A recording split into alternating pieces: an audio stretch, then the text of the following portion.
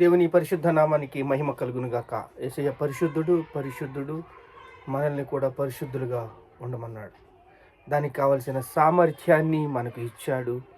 మనము జయిద్దాం, జయ జీవితం కలిగి ఉందాం. ఇక్కడ యోహాను సువార్త 11వ అధ్యాయము 17వ వచనం మనం చూసినట్లయితే, యేసు వచ్చి అది వరకే అతడు 4 దినములు సమాధిలో ఉండినని తెలుసుకుని బెతనియా యెరూషలేమునకు వచ్చి సమీపమయ్యుండెను గనుక దానికి ఇంచుమించు కోసెడు దూరము గనుక యూదులలో అనేకులు వారి సహోదరుని గురించిన మార్తాను మరియును ఓదార్చుటకు వారి యొద్దకు వచ్చి యుండిరి. మార్తా యేసు వచ్చుచున్నాడని విని ఆయన ఎదుర్కొని వెళ్ళగానే మరియు ఇంటిలో కూర్చుండి యుండెను. పరిశుద్ధాత్మదేవ, ఈ వాక్యాన్ని తేటగా మాకు బోధించమని, ఈ చిత్తము జరిగించమని యేసు పరిశుద్ధ నామములో ప్రార్థన సమర్పిస్తున్నాము తండ్రి, ఆమేన్. ఇక్కడ 4 దినములు అయిపోయింది లాజరు చనిపోయి. లాజరు సమాధిలో పెట్టేశారు. లాజరుని సమాధిలో పెట్టేస్తే లాజరు జ్వరముతో బాధపడినాడు, చనిపోయాడు. 4 దినములు అయిన తర్వాత యేసు వచ్చాడు. యేసు వచ్చినప్పుడు అందరూ కూడా పరామర్శించడానికి మరియ దగ్గరికి వచ్చి, మార్త దగ్గరికి వచ్చి పరామర్శించి వెళ్తున్నారు. ఇలా వెళుతున్న సమయంలో పరిగెట్టుకుని వచ్చింది ఎవరు?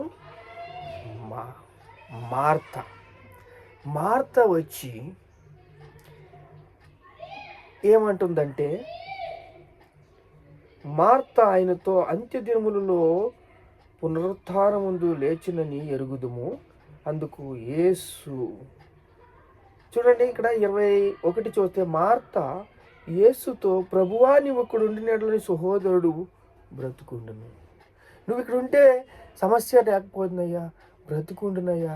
ఇప్పుడు చనిపోయాడు, 4 దినములు అయిపోయింది, సమాధి కార్యక్రమం కూడా అయిపోయింది అని చెప్తున్నప్పుడు, నీవు దేవుని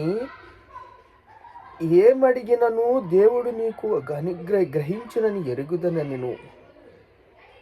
చూడండి, ఇప్పుడైనను నీవు దేవుని ఏమడిగినను దేవుడు నీకు అనుగ్రహించునని చెప్తున్నాడు. యేసయ్య ఏం చెప్తున్నాడంటే, దేవుడిని ఏమడిగినా ఇస్తాడమ్మా అంటే, నీ సహోదరుడు మరలా లేచునని ఆమెతో చెప్పగా, మార్త ఆయనతో అంత్యదినములలో పునరుత్థానమందు లేచునని ఎరుగుదుము. అందుకు యేసు, నేనే పునరుత్థానమును జీవమును, నా యందు విశ్వాసముంచువాడు చనిపోయినను బ్రతుకునని, బ్రతికి నా యందు విశ్వాసించు ప్రతి వాడును ఎన్నడను చనిపోడని మాట నమ్ముచున్నావా అని అడిగాను. ఇక్కడ విశ్వాసము, మార్తా విశ్వాసము, మరియా విశ్వాసము, సంఘము విశ్వాసము, సభల విశ్వాసము, రాష్ట్రాల విశ్వాసము యొక్క పరిమాణం గురించి లెక్కలు చెప్పబడు. నమ్మకము గురించి ఇక్కడ చెప్పబడుతుంది. విశ్వాసము యొక్క పరిమాణం ఏంటంటే, అబ్రహాముది ఒక విశ్వాసము, హోన్నాది ఒక విశ్వాసము, మాది ఒక విశ్వాసము, మీది ఒక విశ్వాసము. ఒక్క విశ్వాసము ఇంకొక విశ్వాసముతో పొందిక లేదు. అబ్రహాం విశ్వాసము చూసుకుంటే తన కుమారుని ఇవ్వమనగానే లోబడ్డాడు. అది దేవుడికి ఎంతో అవసరము. నీ కుమారుని కాదు, నా కుమారుని ఇస్తానన్నాడు. వన్నా విశ్వాసము, అప్పుడు ఆ వన్నా కుమారుని ఇవ్వకపోతే ఎంత ప్రమాదానికి ఒడిగట్టుందో ఆ యొక్క పరిస్థితులు తారుమారైపోయింది. ఎల్కానా పిన్నన్నాన్ని పెళ్లి చేసుకున్నాడు. వన్నాకి పిల్లలు లేరు. పిల్లలు లేకపోతే దాహం ఉంది. ఆ దాహంతో దప్పికతో పిల్లల్ని అడిగింది. పిల్లల్ని అడిగితే పిల్లల్ని ఇచ్చాడు. ఎదురుగుండా యేసయ్య ఉంటే నీవేం అడిగినా ఇస్తావయ్యా, ఇస్తాడమ్మా అని నేనే పునరుత్థానమును జీవమును, నేనే యేసుక్రీస్తు రాజును అని ఆయన చెప్పుకుని పరిచయం చేసుకున్నాడు. ఎవరు? యెహోవా దేవుడు పరిచయం చేసుకున్నాడు. ప్రవక్తలు కూడా చాలా మట్టికి ప్రవచించారు. ఇక్కడ యేసయ్య కూడా పరిచయం చేసుకుంటున్నాడు. నేనేనమ్మా పునరుత్థాన జీవముని, ఈయన తప్ప వేరొక దేవుడు లేడు అని చెప్తుంటే చూడండి, యెజ్కేలు ప్రవక్త ప్రవచించమంటే దేవుడు అంటున్నాడు, ఒక స్వరం వింటుంటే ప్రవచించమంటున్నాడు. ప్రవచించమంటే ప్రవచిస్తున్నాడు. ఏమని ప్రవచిస్తున్నాడు? యేసు క్రీస్తు నామములో ఈ యొక్క ఎముకలన్నీ కూడా ఒక సైన్యముగా మార్పడునుగాక, చర్మం వచ్చునుగాక, దాంట్లోకి నరములు వచ్చునుగాక, రక్తము వచ్చునుగాక, అందముగా స్వరూపం వచ్చునుగాక, దేవుడు పునరుత్థానము వీరికి, ఈ యొక్క సైన్యానికి ఇచ్చునుగాక, ఈ సమూహానికి ఇచ్చునుగాక అని నమ్మకంతో పలుకుతున్నాడు. అలా నమ్మకంతో పలికిన యెజ్కేలు ఒక సైన్యాన్ని చూశాడు, గొప్ప సైన్యాన్ని చూశాడు. నేనే పునరుత్థానమును, నేనే జీవమును. యేసు మాట్లాడితే మార్త, అది కాదు ప్రభువా, మహిమ శరీరం వస్తుంది, యేసయ్యకి చెప్తుంది దేవుడి. అలా ఉండకూడదు. ఈరోజు దేవుడు మనకి ఏం చెప్తున్నాడంటే, నమ్మకంగా ఉండు, దేవునికి మంచి పనివానిగా ఉండు, దేవుడిచ్చిన పనిని చెయ్యండి, అధికారులకి లోబడి ఉండండి, నమ్మండి, మీరు నమ్మి పలకండి. గుడ్డుని అడిగితే పామునిచ్చినా నమ్మి పలికే నమ్మకంగా ఉండండి, నా కార్యాలు అద్భుతాలు చూడండి అని చెప్తున్నప్పుడు అబ్రహాముని శోధించాడు, హోన్నాని శోధించాడు. ఈ శోధనలో, పరీక్షలో వాళ్ళు గెలిచారు. ఈ పరీక్షలో, ఈ పరిమాణం యొక్క పరీక్షలో ఒక గొర్రెపిల్ల యొక్క స్వభావం మనకు కావాలి. స్వరం వినేలాగా ఉండాలి, మాట్లాడేవారిగా ఉండాలి. దేవుడు ఎంత అద్భుతంగా కృపను అనుగ్రహిస్తున్నాడు అంటే, కృప ఆయన అనుగ్రహించి ఆల్రెడీ ఇచ్చి ఉన్నాడు. దాన్ని విశ్వసించటమే, నమ్మటమే కృప అనేది. దేవుడు కల్వరి శిలువలో ఆయన యొక్క శిలువలో ఆయన ఇచ్చేశాడు. మనం దాన్ని పొందుకుని రిసీవ్ చేసుకునే పనిలో మనం ఉండాలి. అలా ఉంటే దేవుడు అబ్రహాముని తన కుమారుణ్ణి అడిగినప్పుడు, కుమారుణ్ణి ఎవరిచ్చారు? అబ్రహాం ఇచ్చాడు. అబ్రహాం ఇవ్వగానే ఆ విశ్వాసాన్ని నమ్మి, అబ్బబ్బా ఎంత గొప్ప విశ్వాసం అంటే, అన్ని రోజులు వెయిట్ చేయించాడు. అన్ని రోజులు వెయిట్ చేయించి దేవుడు ఆ మాట కోసం ఎదురు చూశాడు.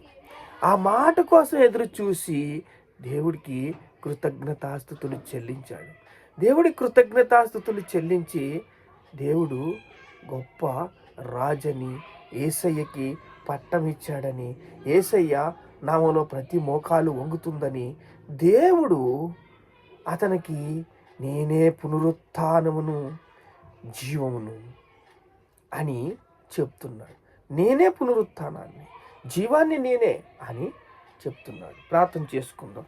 మహాపరిశుద్ధుడైన తండ్రి, అయ్యా మాతో మాట్లాడారు తండ్రి.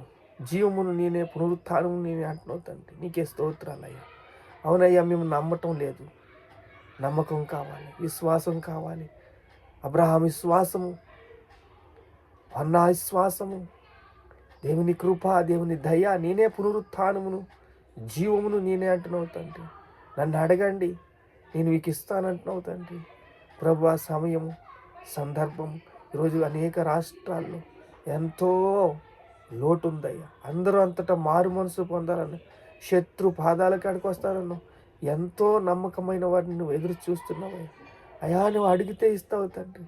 అడగటం లేదయ్యా, నీ సన్నిధిలో విన్నవించుకోవటం లేదయ్యా. నిన్ను తండ్రి అయ్యా నీ యొక్క వరాల కోసమే చూస్తున్నారయ్యా. నీ యొక్క మాట, ఆ మాటలో ఎంత విలువ ఉంది, ఏం అడుగుతున్నావు, ఏం మాట్లాడుతున్నావు అని కూడా తండ్రి తెలుసుకుంటూ లేదయ్యా. ఆ రోజు మార్త తెలుసుకోలేదయ్యా. మార్త అందరాలైపోయింది. విశ్వాసాన్ని తండ్రి పరీక్షలు ఫెయిల్ అయిపోయింది నాయన. మహిళైతే ప్రభువా విన్నది, ఎదురు కన్నీరు కార్చారు, ఏడ్చారు. రాజారు బయటికి రా అని చెప్పగానే ఆ యొక్క ప్రేతాత్మ వచ్చి దాంట్లో నరాలు అన్నీ పనిచేసి చనిపోయిన లాజరు లేచి వచ్చాడు. నాయనా స్తోత్రాలు యేసయ్యా. నువ్వు అడగాలి కానీ నువ్వు అనుగ్రహిస్తావు తండ్రి. నీ కృపనిస్తావయ్యా, నీ ప్రేమనిస్తావయ్యా, నీ దయనిస్తావయ్యా, నీ కనికరాన్ని ఇస్తావయ్యా, సమస్తముని ఇస్తావయ్యా. నీకే స్తోత్రాలయ్యా. అయ్యా లోకముకు ఎంతో అవసరము తండ్రి. దేవుడు లోకముని ఎంతో ప్రేమించావు నాయన. తండ్రి నువ్వు అడగాలి కానీ ఏమైనా ఇస్తావని, నీ కృపనిస్తావని, నీ ప్రేమనిస్తావని, అప్పుడే ఇచ్చి ఉన్నావని, రిజిస్టర్ చేసి ఉన్నావని, దాన్ని రిసీవ్డ్ చేసుకుని విశ్వాసం మాకు కావాలని, నీ కృపను అనుగ్రహించమని, నీ బలాన్ని అనుగ్రహించమని, నీ చిత్తాన్ని అనుగ్రహించమని తండ్రి మీకే స్తోత్రాలు చెల్లిస్తూ యేసయ్య అతి పరిశుద్ధ నామములో ప్రార్థన సమర్పిస్తున్నాం తండ్రి. ఆమేన్.